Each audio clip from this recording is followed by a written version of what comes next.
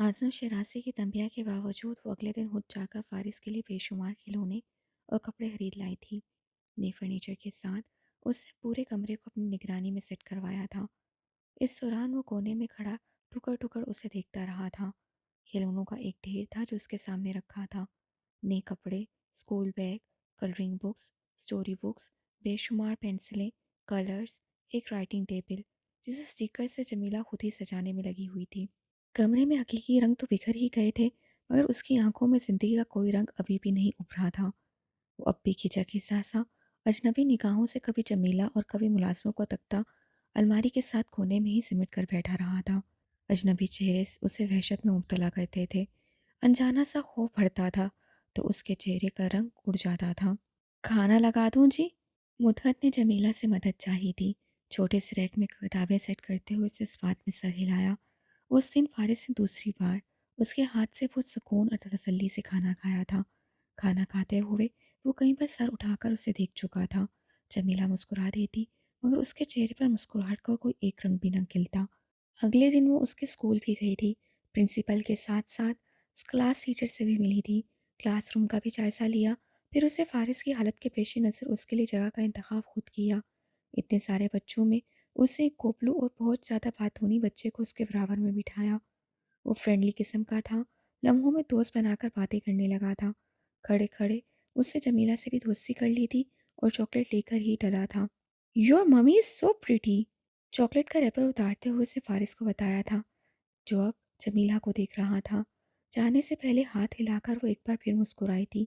शायद अब वो भी मुस्कुराए, शायद अब वो भी अपने एहसासात का इज़हार करे। मगर फारिस के लब वहाँ पेवस ही रहे थे। चेहरा हर तासुर से आरी था। मुस्कुराना, हंसना, बातें करना तो वो जैसे भूल ही गया था। कुछ वक्त दरकार था उसे सब कुछ नए सिरे से, नए अंदाज में और नए लोगों से सीखने के लिए। बाप और बेटे की इस जंग में नुकसान फारिस का हो रहा था। 6 साल का वो बच्चा इन चंद हफ्तों में कमला कर रह गया था। नफसियाती तौर पर इतना डिस्टर्ब था कि उसने बोलना बंद कर दिया था। खाना वो बामुश्किल खाता था और स्कूल में भी कोई खातिर ख्वाह कारकर्दगी नहीं दिखा रहा था। थक हार कर जमीला ने आरज़ू जहांगीर को ढूंढा था। बहुत मुश्किलों से मिली थी वो, बहुत सोबतों से मुलाकात हो पाई थी। मैं शादी कर रही हूँ। फारिस से मुतल्लिक सारी बातें सुन लेने के बाद आरज़ू जहांगीर ने कहा भी तो बस यही। कोई फिक्र, परेशानी, अंदेशा, ऐसा कोई भी तो तासुर नहीं था उसके चेहरे पर। जमीला को दुख हुआ। क्या वो माँ थी? क्या वो वाकई में फारिस की माँ थी? घुंघराले सुनहरी बालों को कैचर में जकड़े, जीन्स पर मूंगिया रंग की स्टाइलिश शर्ट में मलबूस, वो टांग पर टांग रखे हील्स में मुकीद अब दाहिने पैर को जंबिश देती बहुत मुतमीन और पुरसुकून बैठी लाइम जूस से लुफ्तंदोज हो रही थी। मैं तुमसे तुम्हारे बेटे की बात कर रही हूँ, उसने कहा। क्या वो सिर्फ मेरा बेटा है? अपनी दो तिहाई कोहनियाँ मेज पर टिकाए वो कुछ आगे को हुई थी। वैसे तुम मेरे बेटे के गम में इतना क्यों हलकान हो रही हो? तुम्हारे बेटे की जगह न ले ले इसलिए? पहले मिस्टर शराजी तुम्हारे बेटे को कबूल तो कर ले। इंतहाई पुरदत से जमीला ने उसकी आंखों में देखा था। ओह कम ऑन, वो हंसी। सब जानता है वो ब्लडी ओल्ड मैन। गुस्से और हिकारत से आजम शराजी का नाम लेते हुए उसे फिर जमीला को देखा। मैं तुम्हारी इन बातों पर यकीन करने वाली नहीं हूँ, और अगर ये हकीकत है भी तब भी ये मेरा सर दर्द नहीं है। हारून ने सप्रेशन के वक्त उसे अपने साथ रखने का फैसला किया था। सो प्लीज़, अगर कोई बात तुम्हें करना भी है तो डायरेक्ट हारून से करो, मुझे इस सब में मत घसीटो। अपना हैंडबैग शोल्डर पर डालते हुए वो जाने के लिए उठ खड़ी हुई थी और जमीला कितनी ही देर तक अपनी जगह बैठी रही थी। पहले हारून के रवैये ने उसे मुहम्मसे में डाला था, अब आरजू जहांगीर का रवैये उसे वथरा हैरत में डाल रहा था। उसका ख्याल था फारिस के बारे में जानने के बाद आरजू उसे यहाँ से ले जाएगी, मगर वो तो जैसे जमीला पर अपना मौक़िफ़ वाज़ा करने आई थी। आरजू से मुलाकात के बाद अगले कई दिनों तक उसका ज़हन उलझा रहा। एक दो बार उसने आसिम शराजी का दिल फारिस के लिए नरम करने की कोशिश भी की, मगर वो हर बार उसका नाम सुनकर यूं भड़क उठते जैसे जमीला ने उनके पोते का नहीं, किसी दुश्मन का नाम ले लिया हो। दूसरी तरफ हारून यूं खामोश हो जाता जैसे उससे कुछ सुना ही ना हो, और तभी उसने एक फ़ैसला कर लिया। अगर वो शराजी मेंशन में नहीं भी रहता, तब भी वो इतना दूर भी नहीं कि जमीला की मोहब्बत, तवज्जो और अपनायत से महरूम रह सके। मसला उन बाप बेटे के दरमियान है, उसके और फारिस के दरमियान तो नहीं। सारे वादे, قاعدے ہارون سے جڑے ہیں، اس کے ساتھ تو ہرگز نہیں۔ مدحت اس کی کیئر ٹیکر تھی، مگر جمیلہ داؤد کیئر سے آگے کا سوچتی تھی، محبت اور تربیت۔ فارس کو اپنی ڈیوٹی نہیں اپنی ذمہ داری سمجھ کر ٹریٹ کیا کرو مدحت۔ میں جانتی ہوں بابا تمہیں تمہارے کام کی سیلری دیتے ہیں، مگر کچھ کام ایسے بھی ہوتے ہیں جو ہمیں خلوص دل سے اجر کی نیت سے کرنا چاہیے۔ مدحت کچھ حیرت سے اپنی مالکن کو دیکھنے لگی۔ جمیلہ فارس واجدان کا شیڈیول ترتیب دے رہی تھی۔ وہ اسکول لنچ میں کیا لے کر جائے گا، دوپہر میں کیا کھائے گا، شام میں وہ کیا لے گا، یہ سارے معاملات اب وہ خود ہی طے کر رہی تھی۔ کھانا میں گھر سے ہی دوں گی، جو کچھ حماد کے لیے بناؤں گی اس کا ایک حصہ فارس کے لیے بھی ہوگا۔ مگر بڑے صاحب، جمیلہ نے سر اٹھا کر تنبیہ نگاہوں سے مدحت کو دیکھا۔ وہ مودب ہو کر سر جھکا گئی۔ کیا شرازی مینشن سے سرونٹ کوارٹر سے پہلے کھانا نہیں جاتا؟ جاتا ہے جی۔ مدحت کا سر جھکا رہا۔ ضروری نہیں تم ہر خبر اپنے ابا کو دیا کرو، جانتی تو ہو وہ ہر بات تمہارے بڑے صاحب تک پہنچا دیتے ہیں۔ راز رکھنا سیکھو، ہر بات بتانے والی نہیں ہوتی۔ جی بہتر۔ مدحت نے اس بات میں سر ہلا دیا۔ اس سے نرمی اور پیار سے بات کیا کرو، سختی مت پکڑا کرو مدحت۔ جی۔ بہت سی تنبیہات اور نصیحتوں کے ساتھ اسے باقاعدگی سے مدحت کو ٹرین کرنا شروع کر دیا تھا۔ وہ خود بھی اب فارس کو وقت دینے لگی تھی۔ میں نہیں چاہتی وہ زندگی گزارے، میں چاہتی ہوں زندگی جیے، وہ اکثر مدحت سے کہتی۔ وسیع اور اس رقبے پر پھیلے سرسبز لان پر وہ ہر شام اس کی انگلی تھام کر چلتی جاتی اور وہاں جا کر رک جاتی جہاں اعظم شیرازی کے گھوڑوں کا استبل تھا۔ اعلیٰ نسل کے عربی گھوڑوں کو دیکھتے ہوئے فارس کی آنکھوں میں ہر بار تعجب اور اشتیاق سا ابھرتا۔ ہر بار وہ انہیں ایسے دیکھتا جیسے پہلی بار دیکھ رہا ہو۔ اس کی آنکھوں میں زندگی کا یہ رنگ جمیلہ کو بھلا لگتا۔ وہ مسکرا دیتی۔ وہ اس کی مسکراہٹ کو دیکھتا، پھر اطراف میں دیکھتے ہوئے بے دھیانی میں ہی جمیلہ کی انگلی پر اپنی گرفت مضبوط کر لیتا اور جمیلہ کو اس کی اس حرکت پر ٹوٹ کر پیار آتا۔ ایک رات جب وہ فارس کو کمرے تک چھوڑ کر گھر آئی تھی تو اعظم شیرازی لونج میں اس کا انتظار میں ٹہل رہے تھے۔ پچھلے ایک ماہ سے جمیلہ کیا کر رہی تھی انہیں سب معلوم تھا۔ اسے فارس کے معاملات سے باز رکھنے کی اپنی سی کوشش کر کے بھی وہ دیکھ چکے تھے، مگر اب جیسے ان کی برداشت ختم ہو رہی تھی۔ میں اگر اسے اڑان کے لیے پر دے رہا ہوں تو مناسب وقت پر لینے کا پورا اختیار بھی رکھتا ہوں۔ میں جس وقت اسے حدود و قیود سے نکلتا دیکھوں گا اسے واپس اس کی اوقات میں لے آؤں گا، مگر تم جو کر رہی ہو جمیلہ، اس پر تم بہت پچھتاؤ گی۔ جو کام اجر کی نیت سے کیا جائے اس پر پچھتاوے نہیں ملا کرتے۔ تو تم اجر کما رہی ہو؟ اعظم شیرازی کا لہجہ استحصائیہ ہوا۔ ایک ماں ہونے کا حق ادا کر رہی ہوں بابا۔ مجھے حیرت ہے یہ تم کہہ رہی ہو۔ سوتیلی ہوں، بے رحم نہیں ہوں۔ اعظم شیرازی آنکھوں میں غضب لیے کھڑے رہے۔ ویسے بھی یہاں سب فارس کو آپ کے ایک جانثار ملازم کی یتیم بیٹے کی حیثیت سے جانتے ہیں۔ آپ بھی یہی سمجھ لیں میں ایک یتیم بچے کے سر پر ہاتھ رکھے ہوئے ہوں۔ صدر دروازے سے اندر داخل ہوتا ہارون اپنی جگہ منجمد ہوا تھا۔ یتیم، اس کا سانس رکا تھا۔ یتیم، اس کی دھڑکن تھمی تھی۔ اعظم شیرازی اگلے کئی لمحوں تک سخت نگاہوں سے جمیلہ کو دیکھتے رہے، پھر انہوں نے ہنکارا بھرا۔ حماد اگلے ہفتے واپس آ رہا ہے، میں نہیں چاہتا تم اسے اس سب میں انوالو کرو۔ آپ کہنا کیا چاہ رہے ہیں؟ اس سے اچنبھے سے انہیں دیکھا۔ فارس میرے ملازم کا بیٹا ہے، حماد کے علم میں بھی یہی بات آنی چاہیے۔ انہوں نے انتہائی ٹھنڈے لہجے میں بھاری گھمبیر آواز میں کسی حاکم کی طرح حکم سنایا تھا۔ آنکھوں کا تاثر بتاتا تھا کہ اب کہ جمیلہ نے اپنی من مانی کی تو نتائج اچھے نہ ہوں گے۔ ایٹ لیسٹ آپ نے یہ مانا تو کہ حماد کا فارس کے ساتھ کوئی رشتہ ہے جسے چھپانے کی ضرورت ہے۔ اعظم شیرازی مٹھیاں بھینچ کر رہ گئے۔ جمیلہ مزید کچھ بھی کہے بنا وہاں سے چلی گئی تھی۔ ہارون کمرے میں آیا تو وہ وارڈروب کھولے کھڑی تھی۔ گھڑی اور کف لنکس اتار کر ڈریسنگ ٹیبل پر رکھتے ہوئے سے جمیلہ کو دیکھا۔ نائٹ گاؤن ہاتھ میں پکڑے وہ سیاہ آنکھوں میں غصہ لی اس کی طرف مڑ گئی تھی۔ یتیم بچوں کو صبر آ جاتا ہے کہ وہ جانتے ہیں کہ ان کے ماں باپ قبروں میں ہیں۔ اگر جو زندہ ہوتے تو ان کی حالت ایسی نہ ہوتی، لیکن جن بچوں کو معلوم ہو ان کے ماں باپ زندہ ہیں اور تب بھی ان کی یہ حالت ہے، ذرا سوچے انہیں کیسے صبر آتا ہوگا۔ بس کر دو جمیلہ۔ میں بس کر دوں؟ وہ ہارون پر چلا اٹھی۔ آپ بس کیوں نہیں کرتے؟ بابا کا فیصلہ، بھاڑ میں گیا ان کا فیصلہ۔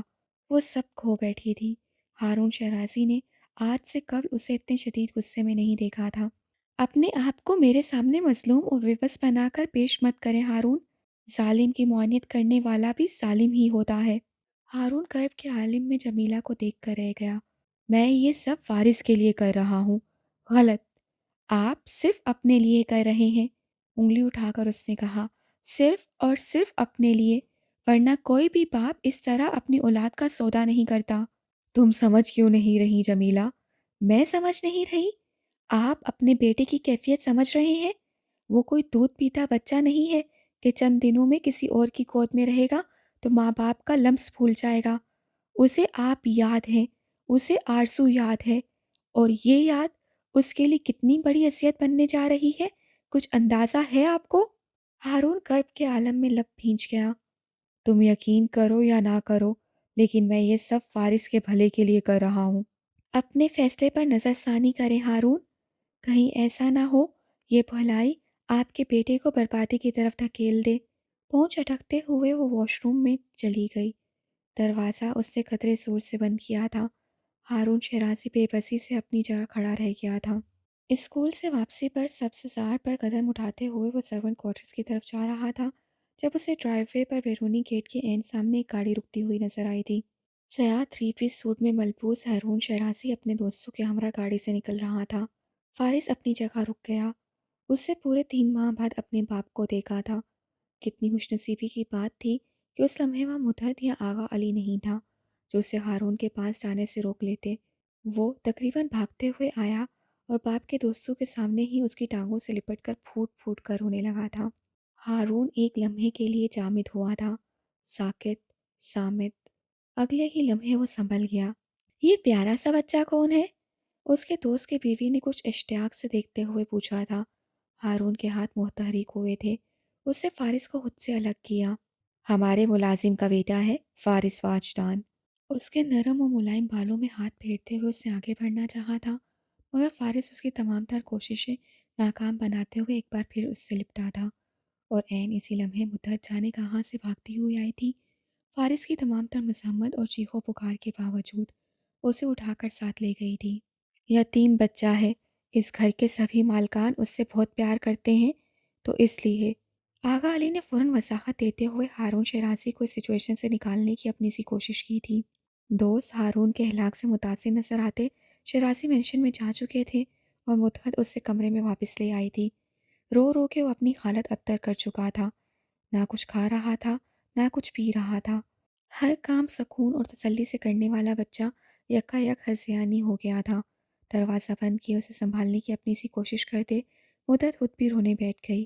وہ اپنے بابا کا بیٹا تھا اور بابا اسے کسی ملازم کا بیٹا کہہ رہے تھے۔ یہ بات اپنی تمام تر تلخیوں کے ساتھ اسے اس عمر میں سمجھ آنے والی نہیں تھی۔ وہ ہارون سے واجدان کر دیا گیا تھا۔ اس حقیقت کا ادراک بھی اس کی مذمت توڑنے کے لیے ناکافی تھا۔ اس دن وہ جمیلہ داؤد کی وجہ سے کچھ حد تک سنبھل گیا تھا، مگر اس سے ہارون تک پہنچنے کی کوشش دردناک ہی تھی۔ ہر بار مدحت اور آغا علی اس کے سامنے آ جاتے تھے، ہر بار کوئی نہ کوئی اس کی دیوار بن جاتا تھا۔ وہ کچھ بڑا ہوا تو پابندیوں کے ساتھ تلخ حقیقتوں کا ادراک اسے بہت اچھے سے ہونے لگا۔ رویے بہتر انداز میں سمجھ آئے تو وہ جان گیا کہ مدحت اور آغا علی کبھی بھی اس کی دیوار نہیں تھے۔ دیوار تو سرے سے تھی ہی نہیں، فقط ایک دروازہ تھا، اور یہ دروازہ اس کا باپ اپنی مرضی اور منشا سے اس پر بند کر چکا تھا۔ مدحت کی بہن جانے کہاں سے بلی لائی تھی، اور چونکہ اس کی فارس کے ساتھ اچھی خاصی دوستی ہو چکی تھی تو وہ باہوں میں بھرے تقریباً بھاگتی ہوئی اس کے پاس آ گئی تھی۔ کچھ دیر تک وہ دونوں ہی بلی کے ساتھ کھیلتے رہے تھے۔ اس کے بعد جب وہ کمرے میں واپس آیا تو اس کی طبیعت اچانک ہی بگڑ گئی تھی۔ نم آنکھیں سرخ ہو گئیں، ناک بہنے لگی، چھینکیں، کھانسی کے ساتھ ساتھ اس کا سانس بھی بھاری ہونے لگا۔ اس کے بازو، سینے اور گردن کے پچھلے حصے پر سرخ ریشز بھی ابھر آئے تھے۔ مدحت نے دیکھا تو پوری طرح سے گھبرا گئی۔ جمیلہ اس روز گھر میں موجود تھی، اسے ہاسپٹل بھی وہی لے کر گئی تھی۔ ہی از الرجک ٹو کیٹس، ڈاکٹر نے چیک اپ کے بعد آگاہی دی تھی۔ اگلے کئی لمحوں تک وہ ڈاکٹر کے ساتھ اس کی کنڈیشن ڈسکس کرتی رہی تھیں اور وہ کچھ احتیاطی تدابیر سے متعلق جانکاری دیتے رہے۔ شام کے 7 بجے جب وہ گھر آئی تو اسے سسر کی آمد کی اطلاع پہنچا دی گئی۔ مدحت فارس کو ساتھ لیے سرونٹ کوارٹر چلی گئی تھی اور اس نے لونچ کا رخ کیا تھا۔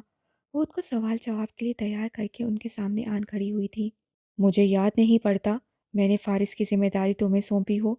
وہ فارس کے معاملات میں جمیلہ کی بیجا مداخلت سے تنگ آ چکے تھے۔ اس کی طبیعت خراب تھی، ایمرجنسی میں لے جانا پڑا۔ یہ کام مدحت اور آغا علی بھی کر سکتے تھے۔ میں فارغ تھی، سوچا میں ہی کر دوں۔ ویسے آپ پوچھیں گے نہیں اس کی طبیعت کیوں خراب ہوئی؟ I am not interested. You should be interested. اس سے بھی آپ کی طرح بلیوں سے الرجی ہے۔ اپنی بات کے اہتمام پر وہ مڑ گئی تھی۔ سیڑھیاں چڑھتے ہوئے اس سے ایک مرتبہ بھی عاصم شرازی کے چہرے کے تاثرات دیکھنے کی کوشش نہیں کی تھی۔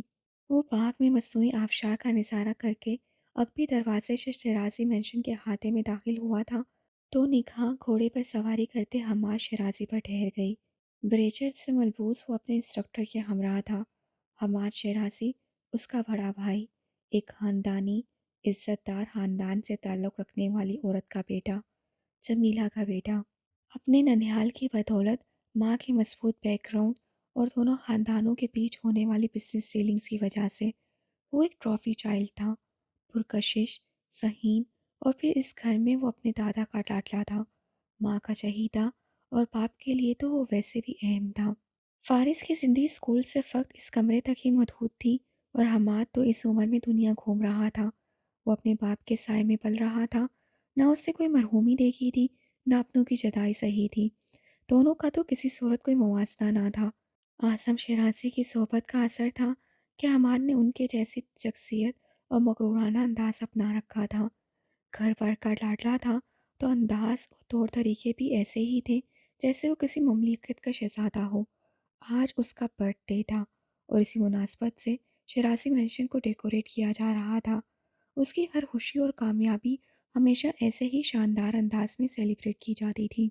اس نے اپنے باپ کو دیکھا، ہارون شیرازی، جینس پر وائٹ شرٹ میں ملبوس، آنکھوں سے گلاسز اتار کر جیب میں اٹکاتے ہوئے ایونٹ پلانر سے بات کر رہے تھے۔ اس نے بس ایک لمحے کے لیے اسے دیکھا، پھر رخ بدل کر اپنے کمرے میں آ گیا۔ کمرے کی کھڑکیاں کھلی ہوئی تھیں، سماعت سے ہارون شرازی اور عماد کی آواز ٹکرانے لگی۔ زندگی سے بھرپور کہکے تھے، خوشیاں تھیں اور مسرت کے رنگ جو ان کی آنکھوں سے جھلکتے تھے۔ اسے شرازی مینشن میں رہتے ہوئے 1.5 سال ہونے کو تھا، مگر وہ اب بھی تک ان رویوں کا عادی نہیں ہو پایا تھا۔ ہمیشہ کی طرح وہ آج بھی پوری طرح سے ڈسٹرب ہو گیا تھا۔ کھڑکیاں دروازے بند کر کے وہ اپنے بیڈ میں گھس کر کہانیوں کی کتاب پڑھنے لگا۔ پھر اس نے ڈرائنگ بک نکال لی، کچھ دیر تک رنگ بھرتا رہا، پھر اسے اسٹیکرز اٹھا لیے اور اپنی نوٹ بک پر جگہ جگہ لگانے لگا۔ اس سے بھی اکتا کر اس نے نوٹ بک کے تمام صفحے پھاڑ ڈالے، انہیں نوچ کھسوٹ کر پرسے پرسے کر کے ڈسٹ بن میں پھینکا اور ایک بار پھر کھڑکی کے سامنے جا کھڑا ہوا۔ سفید اور نیوی بلو رنگ کی تھیم میں اسٹیج ڈیکوریٹ کیا جا چکا تھا۔ کرسیاں اور گول میزیں اب ترتیب سے رکھی جا رہی تھیں۔ یکا ہی اسے نیلا رنگ بہت برا لگنے لگا۔ سفید رنگ سے اسے یکدم نفرت ہوئی اور تب ہی اس کی نظر جمیلہ داؤد پر پڑی۔ وہ انتظامات کا عذر نو جائزہ لے رہی تھیں۔ مصروفیات کی بنا پر آج وہ اس سے ملنے نہیں آ سکی تھیں اور چونکہ آج چھٹی کا دن تھا تو معمول کے مطابق پچھلے 4 گھنٹوں سے اس کا ہی انتظار کر رہا تھا۔ جمیلہ آج نہیں آئے گی وہ جانتا تھا۔ وہ شرازی ہاؤس میں منعقد کی جانے والی ہر تقریب میں ایسے ہی نظر انداز کر دیا جاتا تھا۔ باقی سب نظر انداز کر دیں وہ قبول کر لیتا تھا، جمیلہ سے وہ نظر انداز ہو جائے تو اس کی جان پر بن جاتی تھی۔ اور چونکہ شرازی مینشن میں خاندان بھر کے لوگ اکٹھے ہوتے تھے، اس لیے ہر فنکشن، گیدرنگ اور تقریب پر فارس کے لیے ایک ہی اصول ہوتا تھا: شام کے 5 بجے کے بعد اسے کسی طور پر بھی اپنے کمرے سے باہر آنے کی اجازت نہیں ہوتی تھی، اور مدحت اس بات کا خیال رکھتی تھی کہ وہ جلدی سو جائے۔ مگر کیا اسے نیند آ جایا کرتی تھی؟ شاید نہیں، یقیناً نہیں۔ آج بھی ایک پابندی عائد ہوگی، آج کی تقریب بھی اس کے لیے ایک سزا کی طرح ہوگی۔ اور پھر جیسے ذہن میں کوئی خیال ابھرا اور وہ بیگ میں ضرورت کی چند اشیاء، story books, drawing papers, colours اور چاکلیٹ وغیرہ رکھ کے باہر نکل گیا۔ جانے سے پہلے وہ مدحت کے لیے پیغام چھوڑ گیا تھا کہ وہ کل تک گھر واپس آ جائے گا، لیکن وہ جا کہاں رہا ہے یہ اس سے نہیں بتایا۔ شرازی مینشن کے عقبی دروازے سے نکل کر باغ میں چلتے ہوئے اس نے صادق دل سے دعا کی تھی کہ آج بارش ہو جائے، ایسی موسلا دھار بارش کے سٹیج اڑ جائے، کرسیاں میز ٹوٹ جائیں، سفید رنگ مل جگہ سا ہو اور آسمانی رنگ پر دھبے پڑ جائیں۔ वो अब डॉक्टर मुस्तफ़ा की तरफ जा रहा था। मेन रोड पर 2 मंजिला मकान से मुंसलिक उनका साथी क्लिनिक था, जिसके मुखालिफ समेत रोड की दूसरी तरफ वसी और इस रकबे पर फैला सब्ज़ाज़ार खेत खलियान और बागात थे। शेराज़ी मेंशन इन बागात के हक में बुलंदी पर वाक़या था। फ़ारिस बाग के रास्ते अक्सर औक़ात उनके पास चला जाया करता था। कभी वो उसे क्लिनिक के अंदर अपने ऑफ़िस में बिठाकर फ़ारिग औक़ात में बात करते रहते और कभी अपने साथ घर ले जाते। इस दिन उनका ऑफ था। वो उसे घर में ही मिले थे और कुछ हैरान होकर उसे देखते रहे थे। भौहें सिकुड़ी हुई, तेवर बिगड़े हुए और चेहरे पर सुर्खी सी फैली थी, जैसे वो खुद पर ज़ब्त किए हुए हो। डॉक्टर मुस्तफ़ा ने अपने नन्हे मेहमान को अंदर आने का रास्ता दिया और इससे कबल कि वो खुद से कुछ दरियाफ्त करते, उससे सर उठाकर पूछा, can I stay here tonight? क्या मैं आज रात आपके पास रुक सकता हूँ? डॉक्टर मुस्तफ़ा ने अचंभे से उसे देखा, फिर अपने भूरे बालों में हाथ फेरते हुए उसके सामने बैठ गए। हाँ, क्यों नहीं? क्या तुम्हारी केयरटेकर जानती है कि आज तुम यहाँ रहोगे? एक लम्हे के लिए उसने डॉक्टर मुस्तफ़ा को देखा। उसके हल्क में गिल्टी उभर कर मधूम हुई, फिर उसने अस्पात में सर हिला दिया। डॉक्टर मुस्तफ़ा मुस्कुरा दिए। उसके नरम मुलायम बालों में हाथ फेरते हुए उठकर किचन में चले गए। वो भी अपना बैग उतार कर उनके पास आ गया। अपने 7.5 साला नन्हे मेहमान की खातिर मदारत करते हुए वो आज कुछ ज़्यादा ही पुरजोश और खुश दिखाई दिए। मेरी सबसे बड़ी बेटी के यहाँ कल पूरे 15 बरस बाद बेटा हुआ है। प्लेट से रोल उठाते हुए फारिस से उन्हें देखा।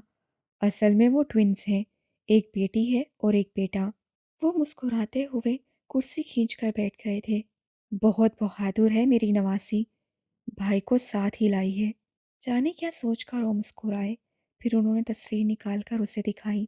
इसमें लड़की कौन है और लड़का कौन है? एक जैसे बच्चों ने फारिस को उलझा दिया। दोनों के कपड़े भी एक ही जैसे सफ़ेद रंग के थे। डॉक्टर मुस्तफ़ा ने तस्वीर पकड़कर देखी, फिर दोबारा देखी। अल्लाह जाने, बुड़बड़ा कर उठ गए। अब वो उसके लिए फ्रूट ट्रैफल बना रहे थे। फारिस ने तस्वीर उठा ली। नन्हे मुन्ने से बच्चे गहरी नींद में थे। वो काफ़ी देर तक दिलचस्पी से उन्हें देखता रहा। गालबन इतने छोटे बच्चों को देखने का इत्तेफाक उससे पहली बार हुआ था।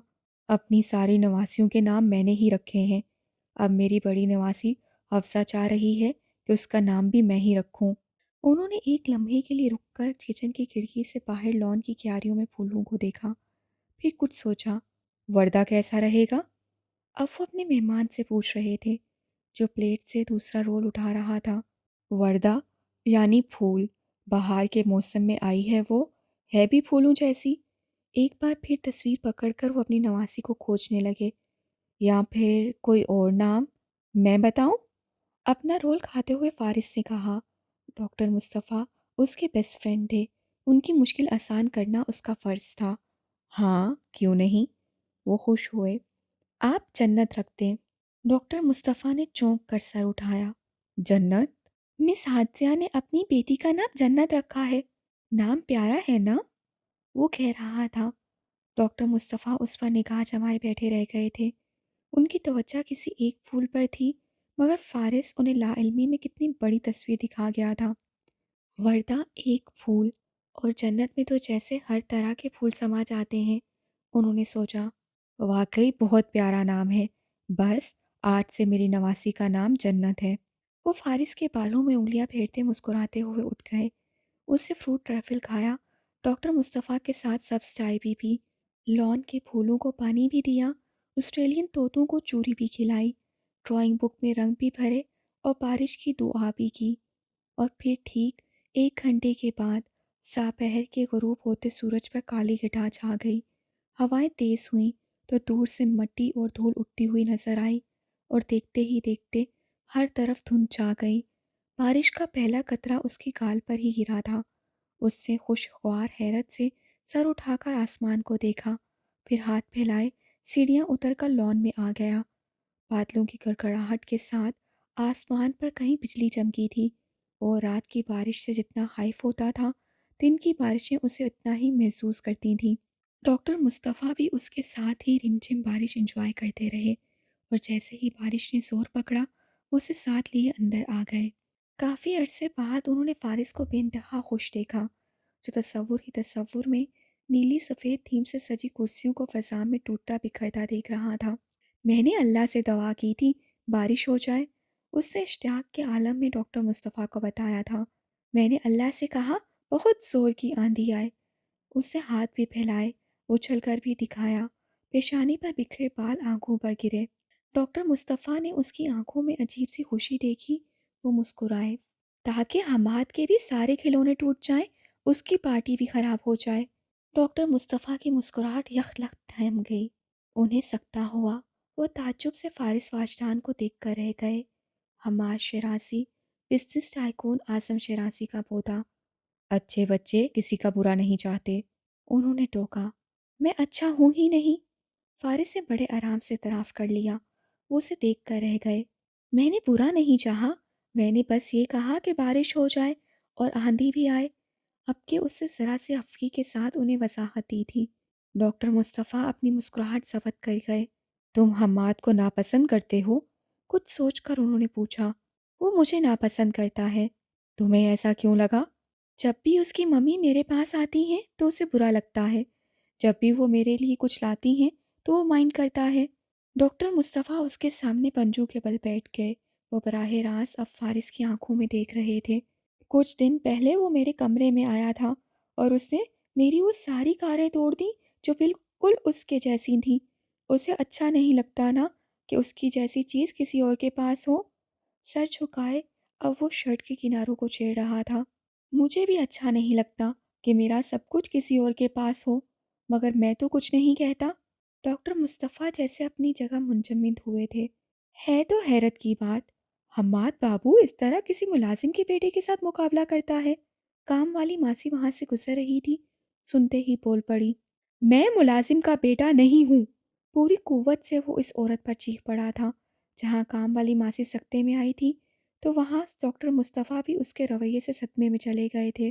آنکھوں میں غصہ، نمی، بے بسی لیے وہ اس طوفانی موسم میں گھر چھوڑ کر جانے لگا۔ یہ تو ڈاکٹر مصطفیٰ ہی اسے زبردستی پکڑ کر واپس لائے، کام والی ماسی سے معذرت بھی کروائی اور اسے کھانے کے لیے بھی رضامند کیا، اور اس کے بعد وہ ایک بار پھر اس کے سامنے بیٹھے تھے۔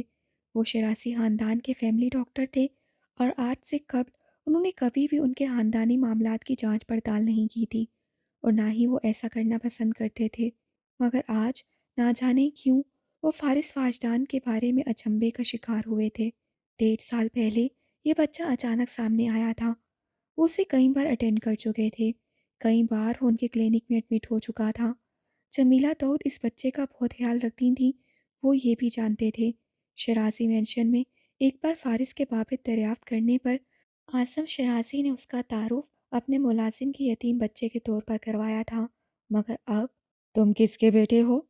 وہ اب پوچھ رہے تھے۔ کسی کا بھی نہیں، وہ ہنوز ناراض تھا۔ ایسا نہیں ہوتا کہ آپ کسی کے بھی بیٹے نہ ہوں۔ ایسا ہی ہے، میں کسی کا بھی بیٹا نہیں ہوں۔ ڈاکٹر مصطفیٰ اسے دیکھ کر رہ گئے، پھر جیسے انہیں مذاق سوچا، یعنی تم سیدھا آسمان سے گرے تھے، درخت پر اگے تھے؟ اس نے بھویں سکڑ کر انہیں گھورا، وہ مذاق کے موڈ میں ہرگز نہیں تھا۔ اور تب کسی خیال کے تحت ڈاکٹر مصطفیٰ کی مسکراہٹ سمٹ گئی۔ کیا تم واقعی گھر میں سب کو بتا کر آئے ہو؟ مجھے نیند آ رہی ہے، میں سونا چاہتا ہوں۔ وہ سر جھکائے اپنے بیگ کی زپ بند کرنے لگا، اور ڈاکٹر مصطفیٰ کو جیسے ان کے ہر سوال کا جواب مل گیا۔ اس موسم میں تم گھر سے باہر ہو، باخدا اس وقت ان پر کیا بیت رہی ہوگی؟ مگر فارس بتا نہیں سکا کہ اس وقت ان سب پر کچھ بھی نہیں بیت رہی ہوگی، کیونکہ وہ سب تو اس وقت گھر کے اندر اپنی خوشیاں منا رہے ہوں گے۔ ڈاکٹر مصطفیٰ تیزی سے اٹھ کر فون کی طرف لپکے تھے، مگر موسم کی خرابی کی وجہ سے سگنلز کا مسئلہ تھا، کال نہ ہو سکی۔ ریسیور ہاتھ میں لیے انہوں نے حفیظ سے فارس کو دیکھا۔ میں آج گھر نہیں جانا چاہتا۔ اس کی آواز آنسوؤں سے روندھی ہوئی تھی۔ ڈاکٹر مصطفیٰ گہرا تنفس لے کر رہ گئے تھے۔ وہ رات جو اس کے لیے آسان سی تھی، وہ جمیلہ داؤد کے لیے کسی قیامت سے کم نہیں تھی۔ اعظم شیرازی کے کارڈ اس خطرناک موسم میں اسے کہاں کہاں نہیں ڈھونڈ رہے تھے۔ حماد کا پارا چڑھ گیا تھا، پہلے بارش اور آندھی نے اس کا موڈ خراب کیا تھا، اور اب کسی ملازم کے بیٹے کے لیے اس کے ماں باپ کی فکر مندی اسے شدید غصے میں مبتلا کر رہی تھی۔ کیک کاٹا جا چکا تھا، گفٹس لیے جا چکے تھے، مہمان اس وقت ڈائننگ ہال میں کھانا کھا رہے تھے، اور اس کی ماں متفکر سی لاؤنج میں چکراتی پھر رہی تھی۔ और उसके पापा तो उसी वक्त घर से निकल गए थे जब उन्हें फारिस की अदम मौजूदगी की इत्तला मिली थी, जबकि आज़म शराजी ने इस खबर का कुछ खास नोटिस नहीं लिया था। वो मेहमानों को छोड़कर भी नहीं उठे थे। अगले दिन सुबह सवेरे ही डॉक्टर मुस्तफ़ा ने फ़ोन पर फारिस की इत्तला पहुंचाई थी और जमीला उसी वक्त ड्राइवर के साथ उनके घर आ गई थी। कमरे का दरवाज़ा खोलकर जब वो अंदर दाखिल हुई तो फारिस सामने ही बैग में किताब रखता दिखाई दिया। आहट पर रुककर उसे जमीला को देखा और अपनी जगह पर रुक सा गया। जमीला की आंखें सुरख थीं, चेहरा सर्द था। फिक्र, खौफ और परेशानी अंग अंग से आया। डॉक्टर मुस्तफ़ा ने देखा, वो तड़प, वो खौफ और परेशानी ऐसी ही थी जैसे किसी सगी माँ की अपने बच्चे के लिए होती है। उसने फारिस को बाजू से पकड़कर पहले तो खूब डांटा, फिर रोने लगी और रोते हुए उसे खींचकर गले से लगा लिया। क्यों किया इस तरह? तुम्हें मालूम था मैं परेशान हो जाऊंगी, फिर भी। I am sorry. उससे लबों को जंबिश थी। वह बामुश्किल अपने रोने पर काबू पाए हुए था। वादा करो तुम आइंदा कभी भी इस तरह नहीं करोगे। चेहरा हाथों में लेकर उसने कहा, बताए बगैर कहीं नहीं जाओगे, कभी घर नहीं छोड़ोगे। वादा, वो कह रहा था। उससे जमीला को पहली बार रोते देखा था। वो उसकी वजह से रोई थी। उस ख्याल से उसे दुख पहुंचा था। आप भी नहीं चाहेंगी? इस अरसे में पहली बार वो अपना कोई खदशा लबों पर लाया था। हाँ, मैं भी नहीं जाऊंगी। जमीला ने यकीन दहानी करवाई थी। डॉक्टर मुस्तफ़ा अपनी जगह खामोश खड़े थे। उन्होंने कोई सवाल नहीं किया था। मैं अपने शौहर और ससुर की तरह बेरुखी नहीं दिखा पाई। मेरे दिल पर मेरा इख्तियार नहीं है। वो चाय के लिए उनके पास रुक गई थी और सारी बात बताने के बाद सर झुकाए कह रही थी, मोहब्बत भी रिस्क की तरह होती है, जिसकी जो जगह जिस दिल में लिखी हो मिलकर रहती है। ये इस बच्चे का रिस्क है जमीला। वो तुमसे वही हिस्सा ले रहा है जो इसके लिए आसमान पर तय कर दिया गया था। वो कह रहे थे। वो नम आंखों से उन्हें देख कर रह गई थी। जो वादा उसने किया था वो उस वादे पर कायम रहा था, मगर जो वादा जमीला का था वो उसे इफ़रा ना कर सकी थी। ठीक 3 साल बाद जब हम्माद का एडमिशन अमेरिका के एक बेहतरीन स्कूल में हुआ तो आनन फानन आज़म शराजी ने जमीला को अमेरिका शिफ्ट हो जाने का अंदिया दे दिया। हारून पहले से ही वहाँ मौजूद था। शराजी इंटरप्राइजेज़ की अमेरिका की फ़र्म को आजकल वही संभाल रहा था। 11 साल की उम्र में वो खबर फारिस के लिए किसी सदमे से कम नहीं थी। जमीला के बगैर उसकी ज़िंदगी का तो कोई तसव्वुर ही नहीं था। वो उसके लिए माँ थी और वो उस माँ के बगैर ज़िंदा नहीं रह सकता था। जमीला के लिए भी ये सब मुश्किल था, मगर वो मजबूर थी। हमाद के लिए उसका अमेरिका में होना बेहद ज़रूरी था। मैं जल्द वापस आ जाऊंगी। जाने से कबल वो इससे मिलने आई थी तो उसने कहा था, और वो चुपचाप खड़ा रहा था। जमीला ने आगे बढ़कर उसको थामा, उसका गाल चूमा, उसे गले से लगाकर उसे बहुत प्यार किया था। वो खामोशी से यूं खड़ा रहा था जैसे वो चंद दिनों के लिए दूसरे शहर तक जा रही हो और उसके जाने से उसे कोई फ़र्क न पड़ रहा हो। उसका रवैया जहाँ मुद्दत को परेशानी में मुब्तला कर गया था, वहाँ जमीला दाऊद के अंदर बहुत से अंदेशे जगा रहा था। वो नॉर्मल हालात में पला बड़ा बच्चा नहीं था। ये किसी भी सिचुएशन को नॉर्मल अंदाज में हैंडल कर सकता। हर चोट उसके लिए गहरी, हर गम उसके लिए बड़ा और हर जुदाई उसके लिए नाकाबिले बर्दाश्त थी। जमीला इस कदर मेहनत से उसे इस मुकाम तक लाई थी और अब जब बिखरता देखा तो दिल किरची किरची हो गया। सारा रास्ता वो भी रोती रही थी और बाग के दरख्तों की झुंड में छुपकर फारिस वाजदान भी। उस दिन वो मुद्दत को बहुत देर तक ढूंढने के बाद बाग से मिला था और किसी भी सूरत घर वापस जाने को रजामंद नहीं हो रहा था। वो सदा का ज़िद्दी हमेशा जमीला के ही काबू में आया करता था, मगर उस दिन जमीला नहीं थी तो डॉक्टर मुस्तफ़ा ही उसके पास आए थे। वो एक घने पेड़ के नीचे दुनिया जहाँ से रुख मोड़े पंजों के बल बैठा था। हाथ में चाकू था। दरख्त के तने पर कई लकीरें खींची गई थीं, कई सुराख खोदे गए थे। तुम जानते हो वो तुमसे बहुत प्यार करती हैं, उन्होंने करीब पहुंचकर कहा था, और ये भी जानते हो कि वो अपनी मर्जी से तुम्हें छोड़कर नहीं गई हैं। फारिस का सर हनूस झुका रहा था। वो दरख्त के तने पर इसी दस्ती चाकू से खुरचता रहा। घुटनों पर, जूतों पर जगह जगह मिट्टी लगी थी। उन्होंने आगे बढ़कर उसे कंधों से पकड़ा तो वो रुक गया। रुख मोड़ा तो अपना सर मजीद झुका गया, मगर वो देख चुके थे। वो आंसुओं से भरी हुई उसकी सुर्ख मुतवरम आंखें देख चुके थे। उसका चेहरा लाल हो रहा था। उसके साकित लबों पर शिकवे धरे थे। اس کی خاموشی چیخ چیخ کر ایک اور ظلم پر احتجاج کر رہی تھی۔ انہوں نے اس کے چھوٹے چھوٹے ہاتھ اپنے ہاتھوں میں لے لیے، انگلیوں پر جا بجا چھوٹے چھوٹے کٹ لگے تھے، اور درخت کے تنے کا جو حشر تھا وہ تو ان کے سامنے ہی تھا۔ ایسے ہتھیار کو کسی صورت ہاتھ میں نہیں لینا چاہیے جو خود آپ کو زخمی کر دے۔ انہوں نے چاقو لے لیا، اسے برابر میں اپنے گھٹنے پر بٹھا لیا۔ مدت قدرے فاصلے پر بلندی سے انہیں ہی دیکھ رہی تھی۔ انہوں نے ہاتھ ہلا کر اسے جانے کا اشارہ کر دیا تو وہ ان کی موجودگی سے کچھ مطمئن ہو کر چلی گئی۔ اس سے درخت نہیں کٹ سکتا۔ میں درخت کاٹ نہیں رہا تھا۔ تو کیا کر رہے تھے؟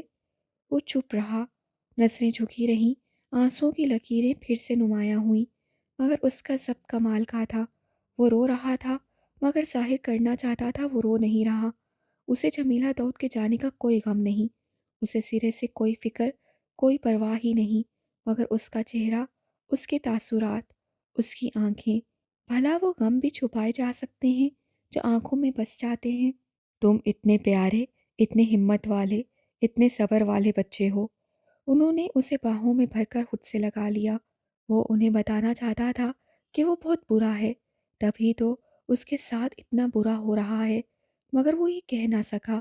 سب ٹوٹا تو وہ سسکیاں ہچکیوں میں بدل گئیں۔ وہ ان کے کندھے سے لگ کر رویا تو پھر چپ نہ ہوا۔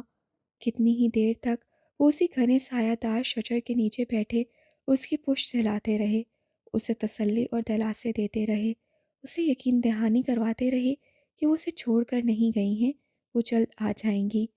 مگر فارس واجدان کو لگتا تھا اس کے پاپا، اس کی ماما کی طرح جمیلہ داؤد بھی کبھی واپس نہیں آئیں گی۔